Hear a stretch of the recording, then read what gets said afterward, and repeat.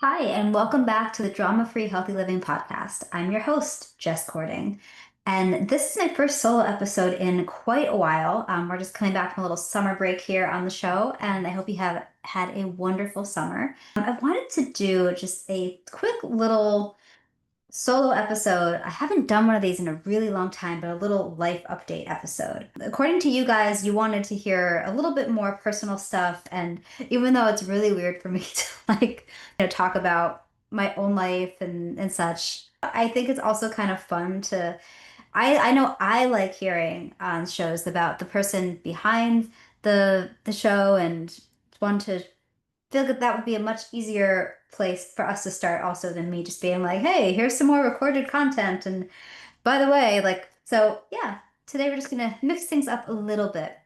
So I want to share, like I said, a few little life updates. And I feel like the biggest thing, and if you follow me on social media, especially Instagram, you know that earlier in the summer I became a mom.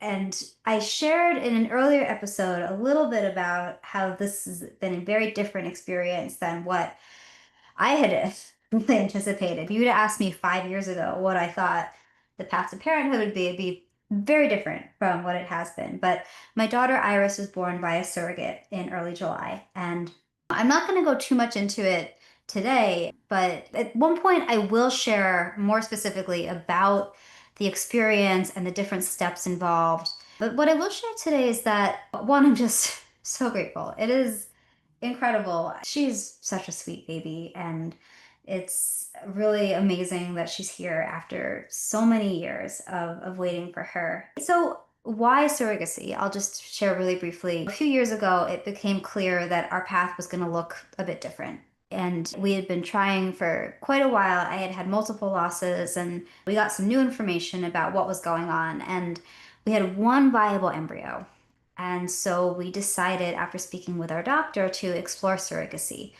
We figured that if it didn't work out, we could explore and you could look into adoption, but it went perfectly. It was amazing. I was like wondering how I was going to feel throughout the process. Like, would I be like anxious all the time? Would I be feeling like I had to be always checking in and controlling things about like diet and like it was so incredible just to see that it was just, and I will share at some point all the little signs along the way because I kept checking in to be like, is this the right thing? Is this how it's supposed to be? And it always, yes, yes, yes, it was amazing. And just, I can't share details about our surrogate on here.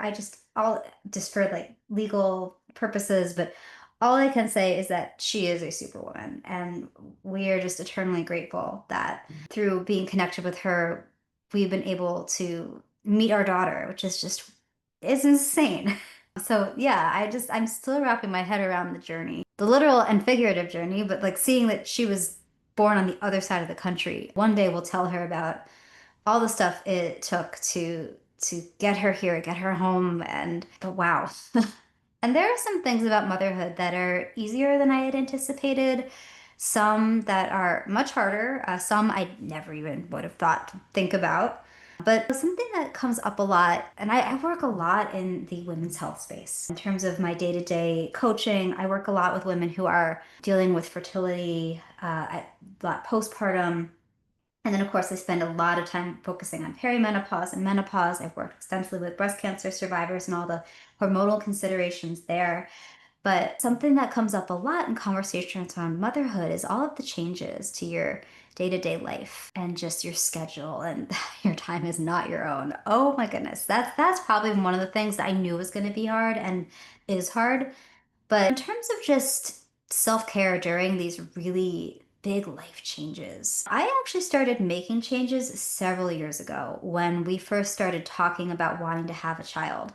So, for example, for me, that meant getting into a routine where I was doing shorter workouts, doing workouts at home more, being more flexible with my time. Flexibility is not my strong suit. I have OCD, so that's taken a lot of work, inner work. So that's one big thing. Learning how to prioritize movement when you have less time, like that was something I knew was going to be important for me. So I started focusing on that a few years ago.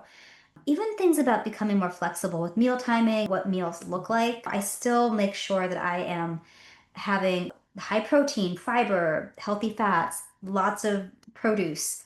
But the meals themselves are much simpler than maybe I would be making in a different season of life where I had more time. As I'm recording this right now, I actually have some vegetables roasting in the oven because I unexpectedly had an extra 20 minutes to like chop some stuff. So, one thing I'm definitely learning in this season of life is just how efficient we can be when we have to be, and also how freeing it is to let things go.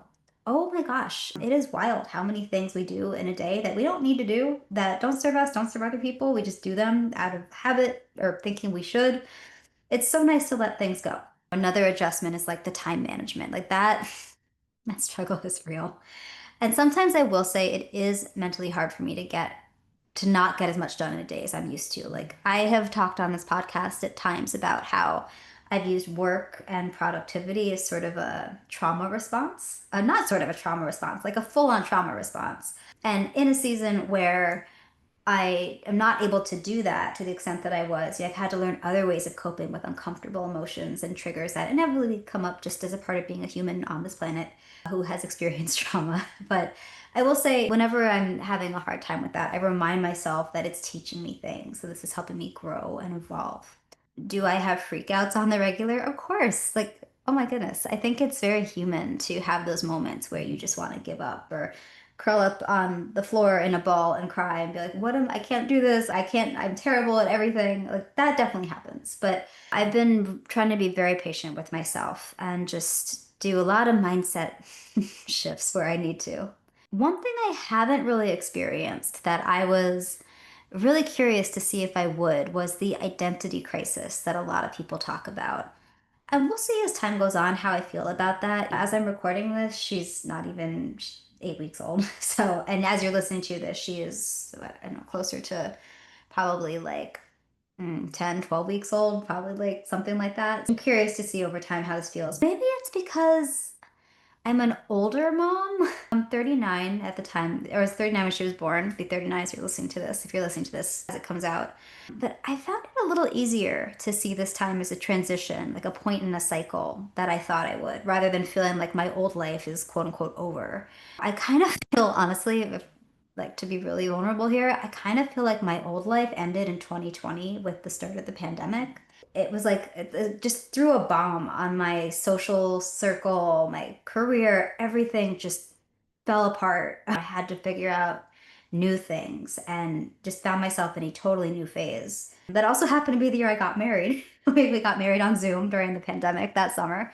But I feel like for me, maybe having gone through that huge shakeup, I don't know, maybe that helped me prepare a little bit better mentally for when things just suddenly change overnight. I don't know. I mean, I still have those moments where I think it's inevitable where like you might feel like lonely or isolated or like you're in it alone, even though you're not. That's been something I've been trying to remind myself is that there is community if you let yourself see it and be open to it, being open to asking for help. But in terms of like the identity of like me as a person and becoming a mom, like that's felt really normal. Like, I don't feel like there was me who I was, and then there's this different mom person. I almost feel like the mom side of my personality or my identity, it's just like I've like added an extra room.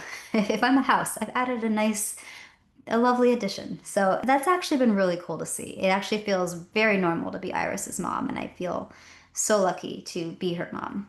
Something that's also been really interesting, I'm seeing that communication and prioritizing my needs in sustainable ways is so important. And I think the prioritization and making sure it's sustainable for the past 5 or so years, like that's been not so much of a struggle because I think I had to do that when I was dealing with a very different work schedule. And again, the changes that came with the pandemic. And of course, when you get married, you have to factor in someone else's schedule and their needs. So that part is not new, but the communicating of my needs, it's very weird for me still to be like, I need 15 minutes to shower, or like stuff like that. Like just being really specific and like, just even just things that seem really small that I normally wouldn't think to check in about, having to talk about that and just being comfortable with vocalizing my needs. I think it's valuable. I think we should all be really comfortable with communicating what we need, what we want.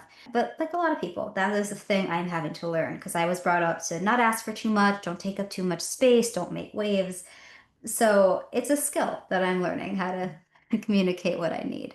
And balancing your work calendars, holy crap, that was something I knew it was going to be hard, but that is something that I think that's been something that has been a little harder for me than I thought it would be. Just sort of carving out the time for when I'm working, when my husband is working, and figuring out childcare. And that definitely has been something that I think I'll continue to figure out about. I did end up easing back into work when she was about 6 weeks old. As I'm recording this, I'm still pretty new into it.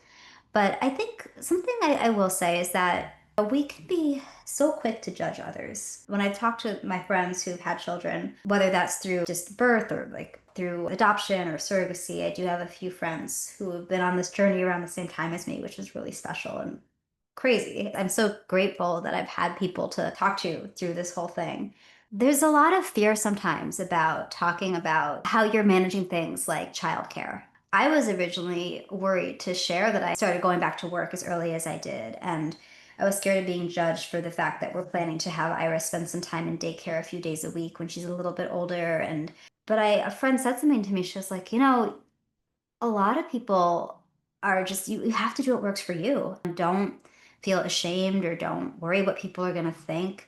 And in my situation, we're a two-income household. Like, and we got hit with some surprises in the past year. Like, I ended up having to have breast surgery in early June, and I'm kind of healing from it. And it wasn't, it was not planned. It's a thing that having to just account for. And sometimes we just get hit with stuff and we just need to be doing what we have to do. And there's so much judgment, especially on social media, of like women giving other women shit for daycare or nannies. But on the flip side, then there's like criticism against stay at home moms. Like everyone's journey is so different, and we don't know what's going on behind the scenes with people. And I think it's just so important to be kind and open-minded with each other. And I honestly, what I keep telling myself is that I'm just so grateful that I'm able to be flexible with my time. Like right now, I'm only working a few hours in the afternoons, and sometimes that looks like 2, 3 hours. And I'm just, wow, I'm so grateful that that's a possibility for me. Something that I've been working on in the past is really moving further away from looking at work in terms of how many hours are spent and more about the quality of the time spent. So I've been noticing I used to do, oh my God, I used to waste so much time on email, so much time on tasks I didn't need to do, responding to things that didn't need to be done ASAP. Always all this pressure I was putting on myself. And I'm really curious to see how things continue to evolve. As far as this podcast goes, I have some changes planned for based on your feedback for the year ahead. And I'm really excited about that. I'm going to be rolling that out in the months ahead. I'm really curious to see how it goes. I think, hey, I haven't changed this podcast since it launched in 2019, 2020. It's been a while. So I think we're due for a little refresh. So stay tuned. And if you want more just day-to-day updates, want to see what I'm sharing, follow me on Instagram. I'm really active over there at Just Courting. I'm technically on all the other places as well. You can join my Substack where I share a lot of free content, jessicacourting.substack.com. And yeah, thank you guys so much for joining today. I hope you have a wonderful rest of your day, and we will talk soon.